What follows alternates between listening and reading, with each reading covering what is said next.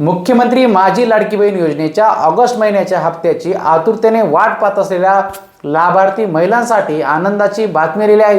ते म्हणजे मुख्यमंत्री माझी लाडकी बहीण योजनेच्या हप्त्याचं वितरण हे सुरू करण्यात आले आहे। याची घोषणा माननीय महिला व बाल विकास मंत्री आदिती तटकरे यांनी केलेली आहे। माननीय महिला व बाल विकास मंत्री आदिती तटकरे यांनी आज आपल्या सोशल मीडिया पोस्टद्वारे माहिती दिलेली आहे की मुख्यमंत्री माझी लाडकी बहीण योजना जी महिला सक्षमीकरण करण्याची अखंड क्रांती आहे, ती माझी लाडकी बहीण योजनेच्या सर्व पात्र लाभार्थ्यांचा ऑगस्ट महिन्याचा सन्मान निधी वितरण करण्याच्या प्रक्रियेस आजपासून सुरुवात होत आहे।